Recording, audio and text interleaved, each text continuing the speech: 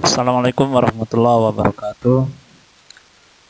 Bismillah, alhamdulillah, wassalatu wassalamu ala rasulillah. Alhamdulillah kita berjumpa lagi masih dalam mata kuliah produksi ternak potongan kerja. Di pertemuan yang kedua ini kita akan membahas tentang gambaran umum kambing dan domba. Jadi kalau di pertemuan pertama kita banyak membahas tentang agribisnis ternak kambing dan domba untuk memberikan gambaran bagaimana atau sebesar apa peluang bisnis pada komoditas ternak kambing dan domba ini, sehingga kita punya keinginan, punya semangat untuk bisa terjun langsung ke dunia praktisi kambing dan domba. Bahkan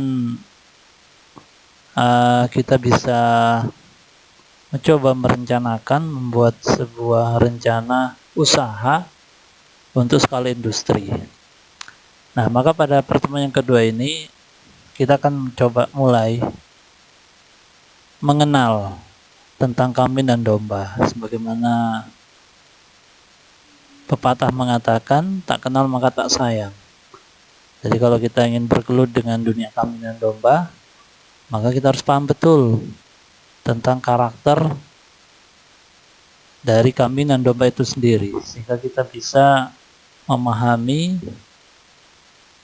apa yang diinginkan oleh kambing dan domba, sehingga nanti pada saat usaha, pada saat proses pemeliharaan, apa yang menjadi tujuan dari usaha ini bisa tercapai. Baik, kita akan mulai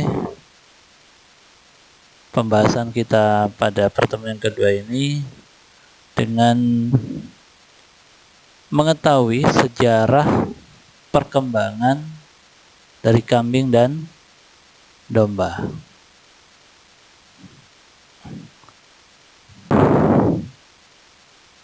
Kita mulai dari sejarah kambing.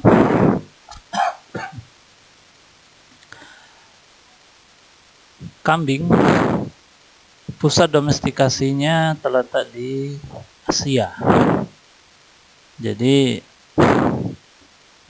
kambing liar itu mulai dijinakkan, mulai dipelihara oleh manusia, mulai dimanfaatkan jasanya oleh manusia ataupun dimanfaatkan dagingnya oleh manusia, itu diawali di benua Asia. Dan perlu kita ketahui bahwasanya kambing itu adalah ternak pertama yang dijinakkan. Nah, jadi kalau hari ini kita mengenal banyak komoditas ternak, ada sapi, kuda, kambing, kerbau, domba, ayam petelur, ayam pedaging, ada angsa, ada itik, bebek, dan sebagainya. Maka ternyata kambing ini adalah ternak pertama yang dijinakkan, ternak pertama yang dimanfaatkan oleh manusia. Dan ini sudah berlangsung sekitar 5.000 sampai 9.000 tahun yang lalu sebelum Masehi. Nah, jadi di awal-awal peradaban manusia di dunia ini, kambing itu sudah mulai didomestikasi, sudah mulai ternakkan. Nah, kambing ini juga termasuk binatang kedua yang dijinakkan. Yang pertama adalah anjing. Nah, jadi kambing ini, sejarah kambing ini sudah dimulai lama sekali. Kemudian para ilmuwan mengatakan bahwa nenek moyang kambing ini berasal dari kambing liar, yaitu Capra aegagrus. Ini adalah kambing liar yang diklaim sebagai nenek moyang kambing ada saat ini. Nah, untuk kambing sendiri ini diklasifikasikan menjadi 6. Jadi pengelompokan kambing itu dibagi 6 berdasarkan beberapa kriteria. Ada 6 klasifikasi kambing di dunia ini. Yang pertama, klasifikasi kambing berdasarkan daerah asal. Yang kedua, berdasarkan kegunaan. Yang ketiga, berdasarkan ukuran tubuh. Yang keempat, berdasarkan bentuk telinga. Yang kelima, berdasarkan panjang telinga. Dan yang keenam, berdasarkan tanduk. Nah, 6 klasifikasi ini untuk memudahkan kita mengenal kambing. Nah, karena bisa jadi dari satu daerah yang lain ini terdapat kambing-kambing yang berbeda. Nah, dan dengan klasifikasi seperti ini akan memudahkan kita untuk memilih kambing-kambing mana yang akan kita pelihara. Baik, klasifikasi yang pertama berdasarkan daerah asal menunjukkan kemampuan adaptasi terhadap iklim dan kondisi lingkungan tertentu. Jadi kambing dikelompokkan berdasarkan daerah asal itu dibagi menjadi 2. Ada yang disebut dengan kambing temperate atau kambing yang mampu bertahan hidup di daerah atau iklim 4 musim. Kemudian yang kedua adalah kambing tropis atau kambing yang mampu beradaptasi di 2 musim. Nah, antara kambing temperate dan kambing tropis ini menunjukkan kemampuan adaptasinya terhadap iklim dan kondisi lingkungan tertentu. Jadi kambing-kambing temperate sebagai misal kambing perah alpin atau kambing perah Tugenbuk ini biasa hidup di daerah 4 musim, di daerah yang ada musim dinginnya.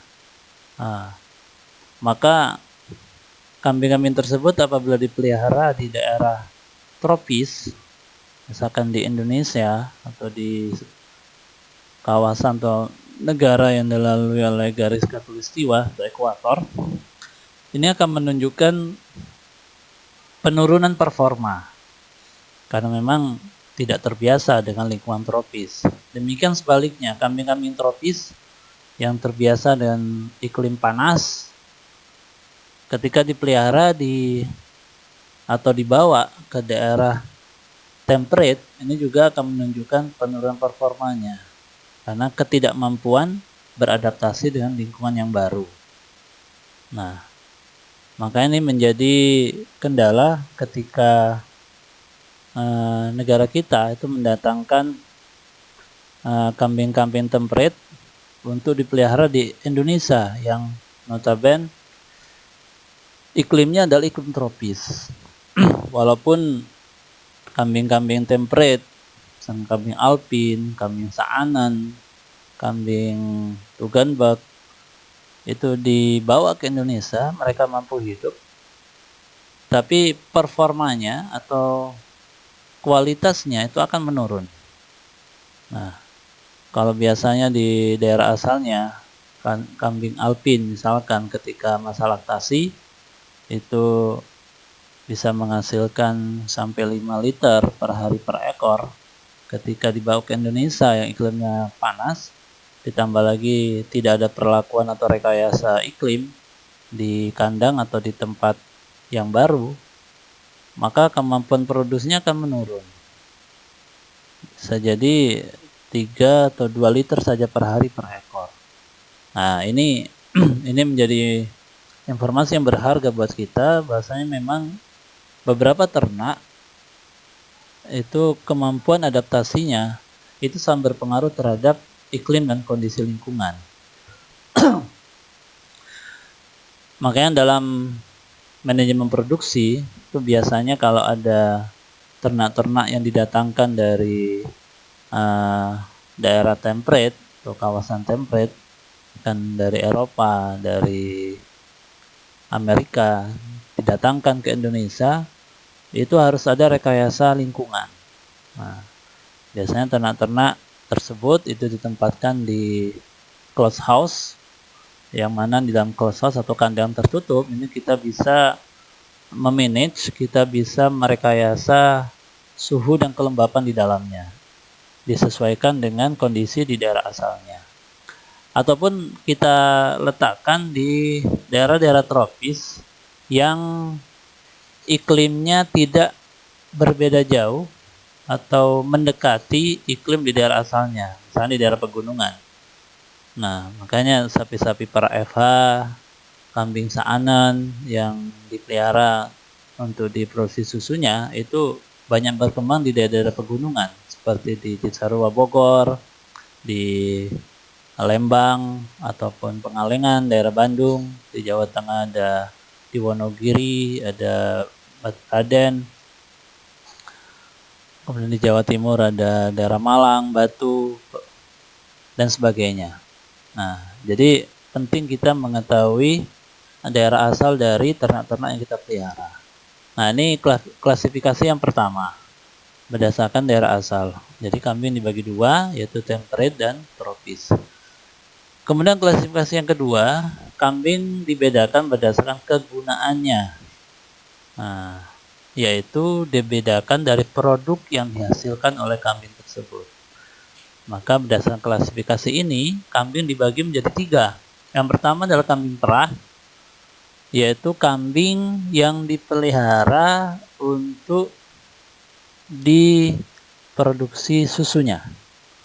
Nah, contoh kambing perah ini adalah kambing saanan dari Eropa, kambing Alpin, kambing Tugenberg, La Mancha, Faber asli. Nah, ini beberapa contoh kambing-kambing perah.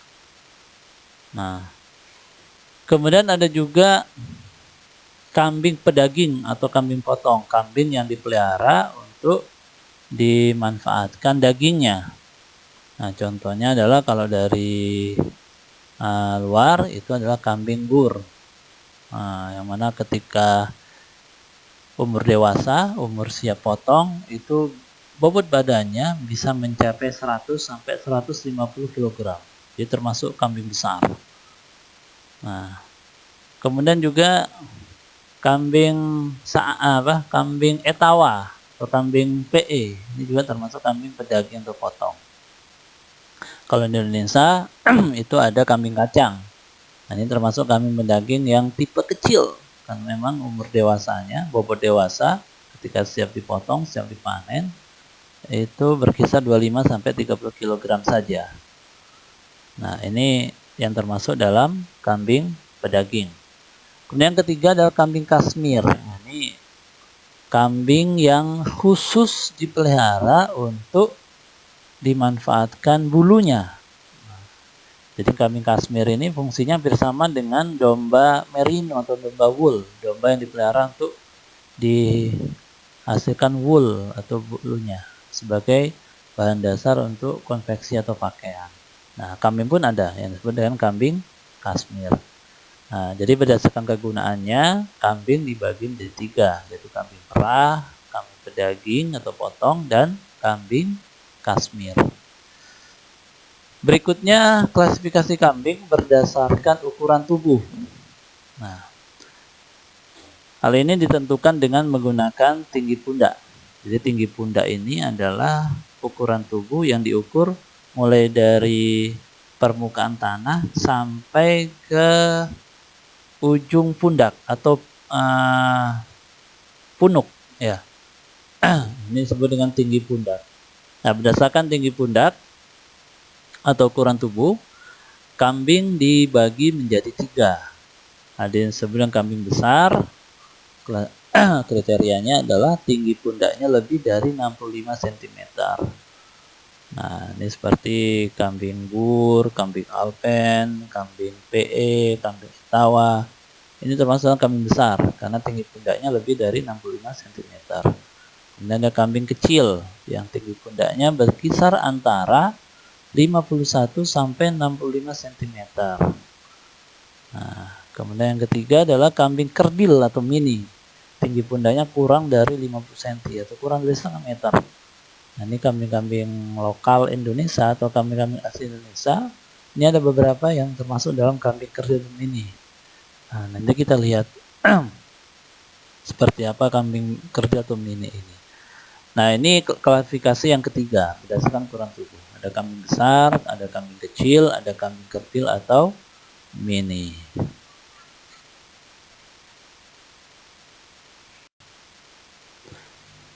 Berikutnya klasifikasi berdasarkan bentuk telinga. Nah, klasifikasi berdasarkan bentuk telinga ini sering pula dijadikan faktor yang mempengaruhi harga ternak. Nah, ini yang berperan dalam hal ini lebih kepada estetika, nilai estetika atau permintaan pasar. Nah,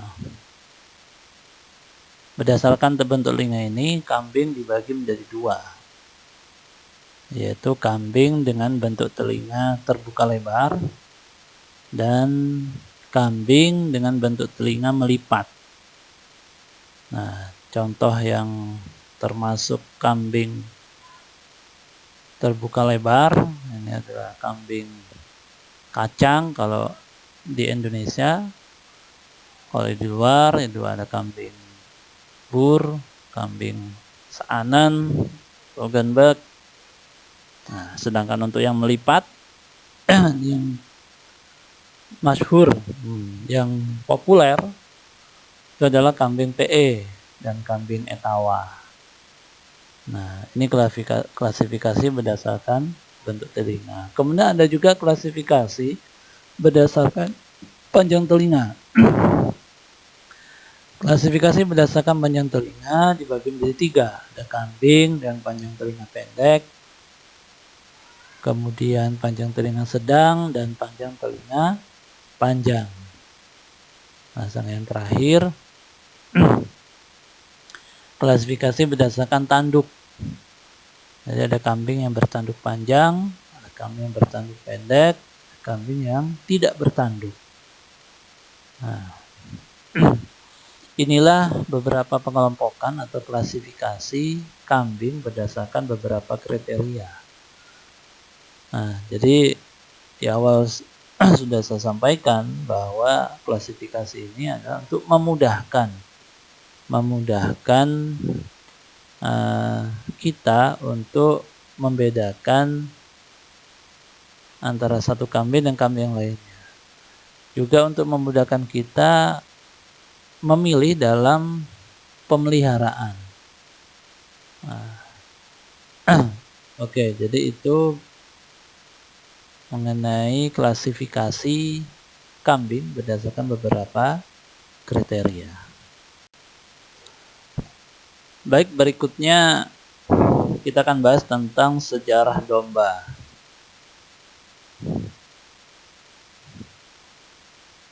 Hampir sama dengan kambing, bahwasanya domba ini juga banyak berkembang atau awal perkembangan domestikasinya itu juga di daerah Asia, terutama di daerah Iran dan Irak atau di padang rumput Arlo-Kaspian. Nah, di sanalah domba pertama kali didomestikasi. Nah, dari padang rumput Arlo-Kaspian atau di daerah Iran sana, domba mulai menyebar ke seluruh dunia melalui beberapa jalur. Nah, penyebarannya ke arah barat, ini menuju ke Eropa dan Afrika. Sedangkan ke arah timur, ini menuju daerah subkontinen India, Asia Tenggara, bahkan sampai ke Oseania. Dan perlu kita ketahui bahwa domba-domba peliharaan yang kita ketahui hari ini, itu diyakini berasal dari 3 domba liar. Yaitu yang pertama adalah domba liar Argali, disebut dengan Ovis ammon, berasal dari Asia Tengah. Kemudian domba liar Urial atau Ovis vignei, berasal dari Asia. Dan domba liar Mouflon atau Ovis muimon, berasal dari Asia Kecil dan Eropa. Nah, ini sejarah awal ditemukannya domba sebagai ternak.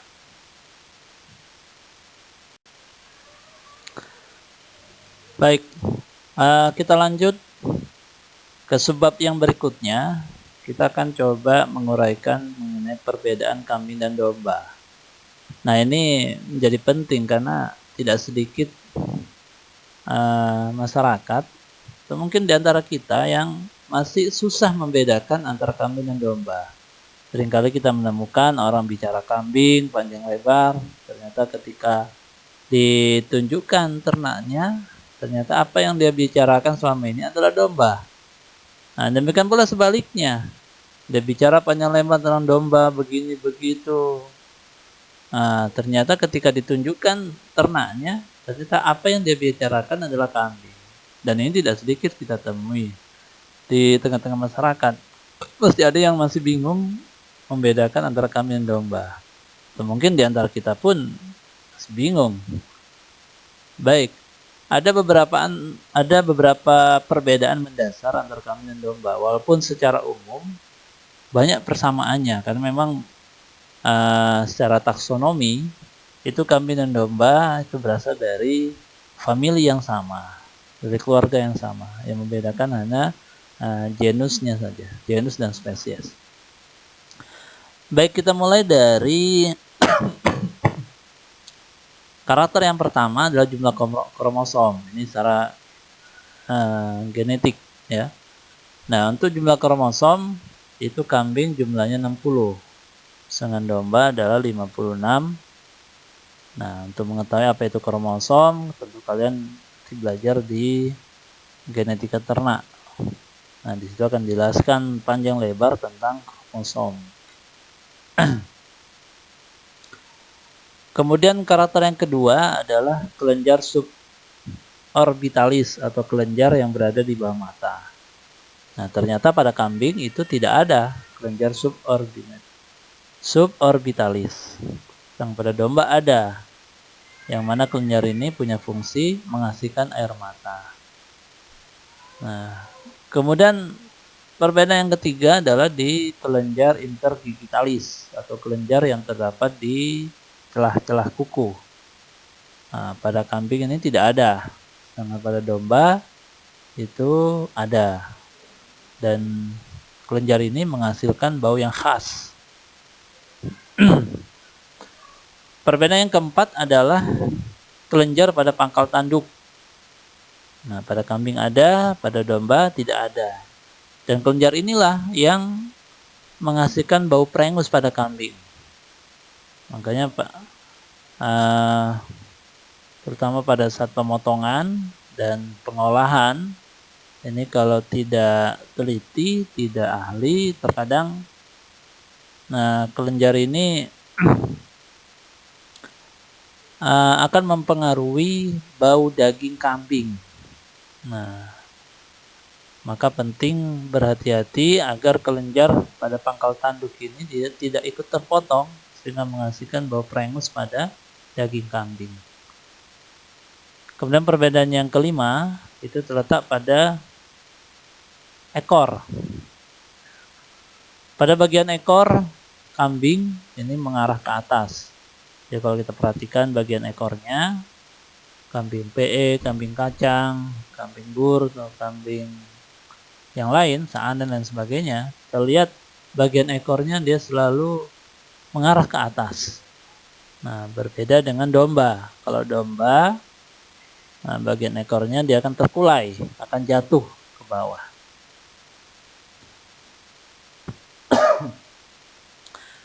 Berikutnya perbedaan yang keenam pada daun telinga.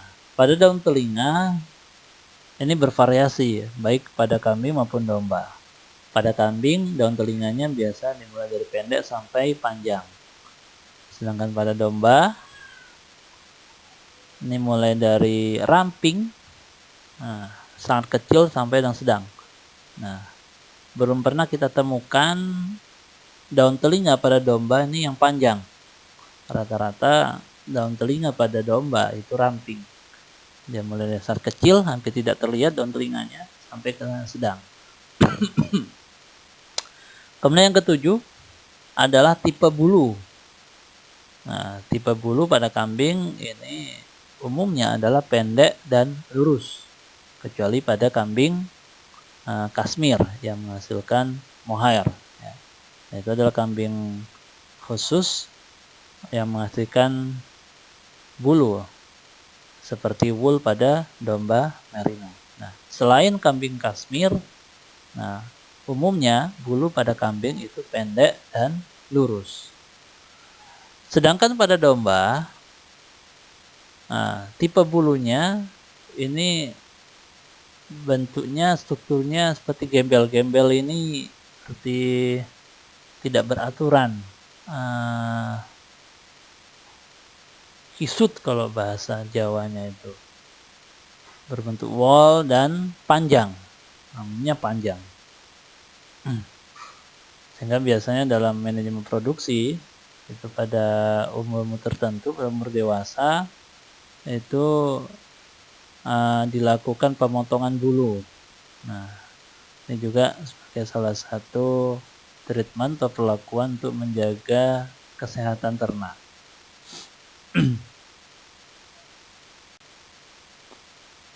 Perbedaan yang ke-8 yaitu warna bulu. Pada kambing bermacam-macam, baik satu warna maupun campuran dari beberapa warna.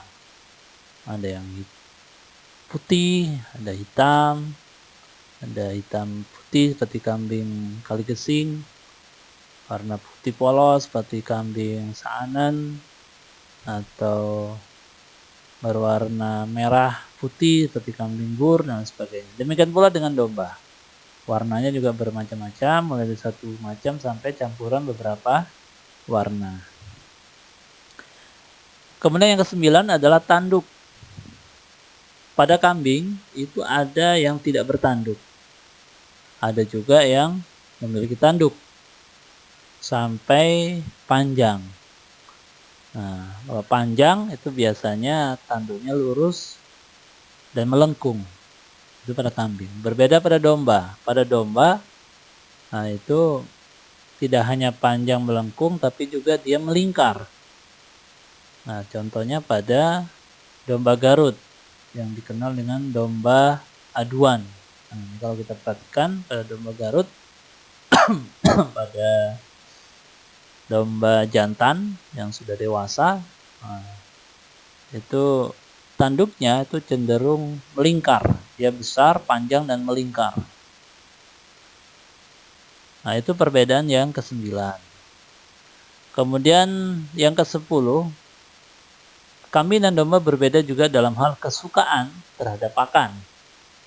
Kalau kambing itu suka berbagai macam dedaunan.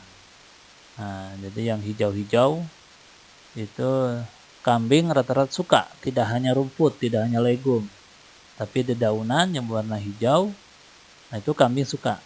Nah, kecuali 2 saja kambing yang nggak suka, daun pintu sama daun telinga. Dengan domba, karena domba ini termasuk tipe grazier, merumput, dia cenderung lebih suka pada rumput dan legum saja. Selain 2 jenis pakan ini, dia kurang menyukai. Nah, itulah yang menjadi penyebab kenapa kambing itu lebih survive, lebih mampu bertahan hidup dibandingkan dengan domba. Nah, di suatu kawasan, suatu area, suatu daerah yang mana hijauannya terbatas, hijauan makanan ternaknya tidak banyak, kualitasnya pun cenderung rendah. Nah, kambing lebih mampu bertahan dibandingkan domba. Itu tadi, karena dari hal kesukaan terhadap pakan, itu kambing dia lebih banyak tipe-tipe pakan yang disukai dibandingkan dengan domba yang dia hanya menyukai HMT saja, hijauan makan ternak, yaitu rumput maupun legum. Nah, ini membedakan antara kambing dan domba. Kemudian berkaitan dengan reproduksinya, ini hampir sama sebetulnya, beda-beda sedikit. Untuk siklus birahi, nah, kambing itu variasi antara 14-21 hari, domba 14-19 hari, hampir sama. Kemudian untuk umur pubertas, kambing 6 bulan sampai 1 tahun. Domba 6 sampai 10. Ini umur darah. Kemudian jumlah anak kelahiran untuk kambing 1 sampai 3, kalau domba bisa sampai 4. Nah, yang berat lahirnya antara 1 sampai 5 kilo pada kambing dan 1 sampai 3 kilo pada domba.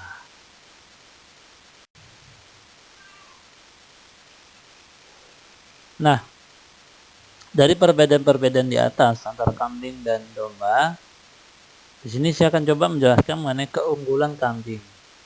Nah, bagaimana sebelumnya sudah saya sampaikan bahwa kambing itu lebih survive, lebih mampu bertahan hidup di daerah marginal dibandingkan dengan domba. Nah, kenapa? Karena kambing ini memiliki beberapa keunggulan. Yang pertama adalah kambing merupakan pemakan rumput yang baik dari lahan yang tidak produktif. Jadi rumput-rumput berkualitas rendah, hijauan-hijauan di daerah marginal, ini masih mampu dikonsumsi oleh kambing.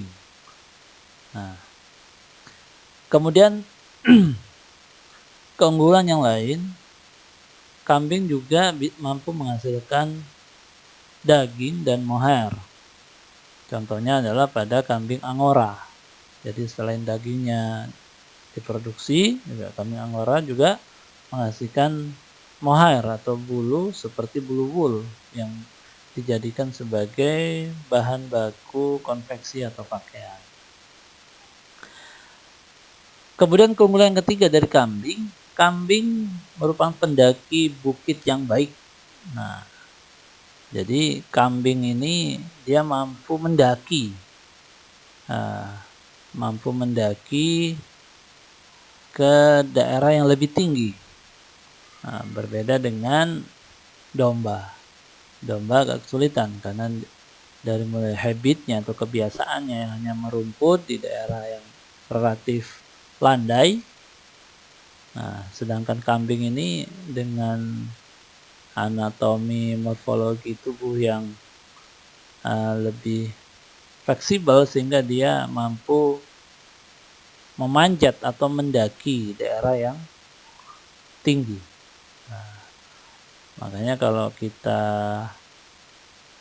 pernah nonton Discovery Channel, itu pernah ditampilkan di daerah Afrika terutama, itu banyak kita lihat ada kambing-kambing yang berada di bukit-bukit terjal, berada di tebing-tebing,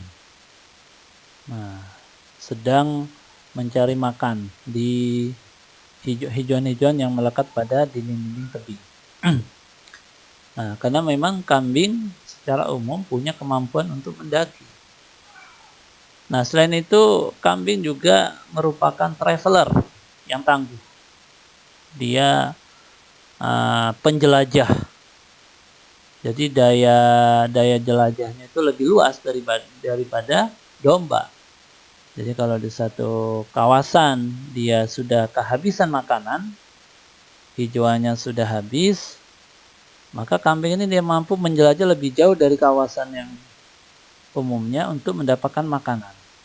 Nah, dengan kemampuan inilah yang menjadi sebab kambing ini lebih survive, lebih bertahan hidup dibandingkan dengan domba. Nah, makanya kenapa kambing ini lebih merata penyebarannya di dunia. Bahkan di Indonesia sendiri, penyebaran kambing ini lebih merata. Dari Sabang sampai Merauke, itu kita akan mudah menemukan kambing. Berbeda dengan domba. Domba ini lebih banyak kita temukan di daerah-daerah subur saja. Di daerah-daerah subur, daerah-daerah dataran rendah. Nah, ini banyak kita temukan domba. Kalau kambing mulai dari dataran rendah sampai dataran tinggi, mulai dari pantai sampai gunung, mulai dari Sabang sampai Merauke, negara kita akan mudah menemukan kambing. Karena itu tadi, karena kemampuan adaptasinya yang tinggi. Nah, kenapa? Karena memang pakan yang dikonsumsi oleh kambing ini lebih bervariasi. Jadi kemampuan kambing dalam menyerap dalam mengkonsumsi serat kasar yang tinggi itu lebih daripada domba. Sehingga segala bentuk hijauan itu kambing masih lebih mampu untuk mengkonsumsinya. Nah, yang terakhir, keunggulan dari kambing ini adalah lebih tahan dari pengaruh iklim, terutama kambing-kambing tropis. Dia sudah terbiasa di iklim panas, sehingga dia mampu bertahan pada pengaruh iklim yang bervariasi. Baik, berikutnya kita akan coba bahas tentang kambing angora. Yang mana di slide sebelumnya sudah kita singgung sedikit. Jadi salah satu keunggulan kambing, selain dia menghasilkan daging atau menghasilkan susu, ada juga kambing yang menghasilkan mohair atau bulu sebagai bahan dasar konveksi atau pakaian. Nah, kambing yang dimaksud adalah kambing angora.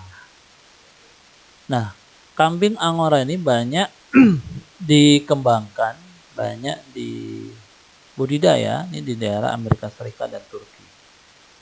Bahkan produksi mohair di dunia ini 80% berasal dari dua negara ini. Kemudian ada dua tipe bulu mohair yang kita ketahui. Ada tipe C, ada tipe B. Tipe C itu strukturnya itu ikal, ya. Jadi bulunya ini berputar-putar.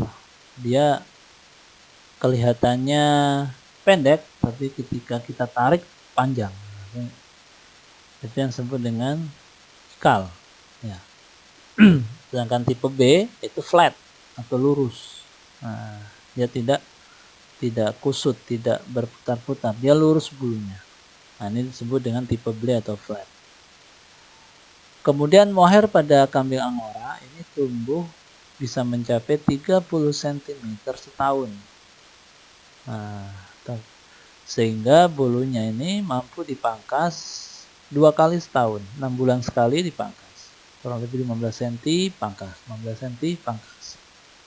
Nah, produksi mohair itu sendiri itu bisa mencapai 3 kg per ekor per pencukuran.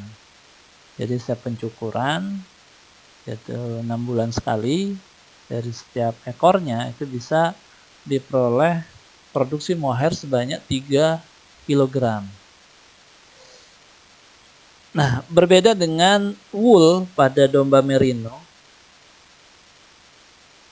tekstur pada mohair ini adalah halus.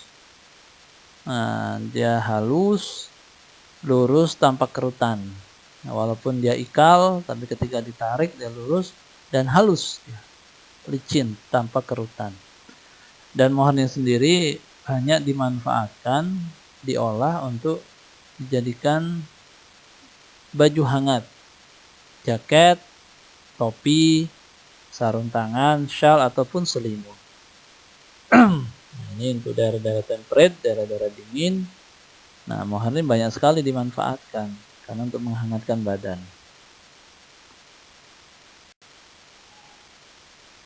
Baik, terakhir kita akan coba bahas tentang kambing pedaging. Jadi selain kambing angora yang menghasilkan mohair, kambing perah yang menghasilkan susu. Nah, bahasan kita terutama dalam mata kuliah produksi ternak potong dan kerja ini adalah kambing pedaging. Karena ini menjadi bahasan utama kita. Nah, untuk kambing pedaging sendiri ada yang berasal dari luar negeri, ada yang berasal dari dalam negeri atau lokal. Nah, kambing-kambing yang berasal dari luar negeri contohnya adalah kambing angora dan Spanish atau kambing bur, ya. Nah, ini contoh dari kambing potong atau kambing pedaging yang berasal dari luar negeri. Sedangkan untuk kambing lokal atau kambing asli Indonesia yang banyak dikembangkan sebagai kambing pedaging, umumnya itu ada dua, yaitu kambing kacang yang merupakan kambing asli Indonesia, banyak tersebar di seluruh wilayah Indonesia. Dan juga kambing peranakan etawa atau kambing PE. Peranakan etawa ini disebut sebagai kambing lokal. Kenapa? Karena indukannya itu berasal dari pejantan Etawa yang berasal dari India yang dikawin silangkan dengan betina lokal yaitu kacang, sehingga turunannya disebut dengan PE atau peranakan Etawa. Sudah lama berkembang di Indonesia, lebih dari 5 generasi, sehingga disebut dengan kambing lokal. Jadi bedanya antara kambing asli Indonesia dengan kambing lokal Indonesia adalah kalau kambing asli Indonesia adalah kambing yang secara turun-temurun mulai dari nenek moyangnya memang asli Indonesia. Nah, contohnya adalah kacang. Sedangkan kambing lokal Indonesia adalah kambing yang salah satu tetuanya, salah satu nenek moyangnya itu berasal dari luar. Tetapi turunannya sudah berkembang di Indonesia lebih dari 5 generasi. Maka disebut dengan kambing lokal Indonesia. Contohnya adalah kambing PE. Nah, jadi kalian harus mampu membedakan apa yang disebut dengan kambing asli Indonesia dan kambing lokal Indonesia. Baik, kembali ke kambing pedaging. Karakteristik daging kambing itu ada 3. Yang pertama, memiliki bau khas. Nah, jadi ada bau khas. Apalagi kambing yang pengolahannya kurang bagus, itu ada bau prengus.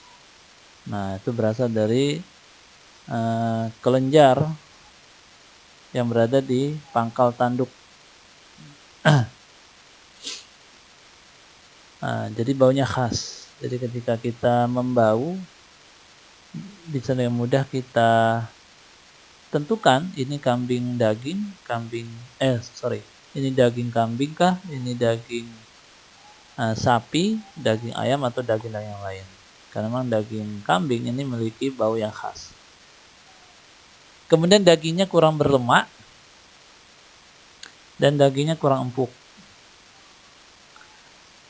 Dan di luar sana itu daging kambing disebut dengan cabrito atau chevron. Nah, sedangkan cabrito sendiri atau chevron itu dikelompokkan. Nah, ini bedanya di negara kita dengan negara luar yang sudah maju peternakannya. Jadi klasifikasi daging pun itu dibedakan berdasarkan grade-nya, karena memang punya pangsa pasar sendiri-sendiri. Kalau di Indonesia ini pembagian klasifikasi daging ini atau grade daging ini masih belum begitu standar, sehingga harga dari daging khas dengan daging paha itu tidak jauh berbeda, hanya selisih 10.000 20.000. Tapi kalau di luar negeri itu daging khas atau yang disebut sirloin itu harganya sangat mahal dibandingkan dengan daging paha ataupun daging di bagian-bagian karkas yang lain. Baik, klasifikasi chevron yang pertama adalah daging kit. Daging kit ini adalah daging kambing yang diperoleh dari kambing yang berusia atau berumur beberapa minggu sampai 9 bulan. Jadi memang ada kambing-kambing muda yang sengaja dipotong di awal, masih muda sudah dipotong untuk memenuhi permintaan pasar. Nah, daging-daging dari kambing muda ini yang kurang dari 9 bulan umurnya ini disebut dengan daging kit. Kalau di kita jarang sekali ada anak kambing yang sudah dipotong, karena memang di kita pasaran daging atau grading daging itu masih belum berjalan, belum diterapkan. Oke. Yang kedua ada yang disebut dengan mutton atau daging mutton. Ini adalah daging yang berasal dari kambing jantan yang dikastrasi, yang berumur antara 9 sampai 18 bulan. Nah, jadi kambing kastrasi ini, kambing jantan kastrasi, kalau kalian tahu, itu kambing jantan yang tidak lagi mampu bereproduksi. Bahasa sederhananya, testisnya itu sudah diangkat, sudah dipotong, sehingga tidak lagi menghasilkan spermatozoa. Ini jantan kastrasi. Nah, itu daging yang berasal dari kambing jantan kastrasi umur 9 sampai 18 bulan itu disebut dengan daging maten. Kemudian yang ketiga adalah daging bili. Nah, daging bili adalah daging yang berasal dari kambing jantan yang tidak dikastrasi. Nah, pada umur 9 sampai 18 bulan. Nah, jadi beda antara bili dan maten ini terletak pada kastrasi dan tidak kastrasi. Dan yang keempat adalah ada daging older atau older goat, daging yang berasal dari kambing yang telah dewasa. Nah, ini yang banyak di kita ini. Nah, biasanya kambing-kambing di kita ini, di Indonesia ini dipotong kalau sudah berumur lebih dari 1,5 tahun. Sudah tumbuh satu pasang gigi seri permanen. Itu baru potong. Nah, tapi kalau di negara luar itu daging kambing ini bervariasi grade-nya. Ada daging kid, ada daging mutton, ada daging bili, ada daging older goat. Nah, di kita hanya mengenal satu saja, yaitu older goat, atau kambing, daging yang berasal dari kambing yang telah dewasa. Oke, mungkin itu pembahasan tentang kambing dan domba pada pertemuan yang kedua ini. Mudah-mudahan apa yang sudah saya sampaikan bisa dipahami dengan baik dan bisa memberikan gambaran yang lebih jelas lagi kepada kalian, kepada mahasiswa, tentang dunia kambing dan domba. Nah, jangan lupa setelah ini silakan diisi kuis yang sudah saya siapkan dan selamat mengerjakan. Kita bertemu pada pertemuan berikutnya. Assalamualaikum warahmatullahi wabarakatuh. Subhanakallahumma bihamdika asyhadu an la ilaha illa anta astaghfiruka wa atubu ilaik.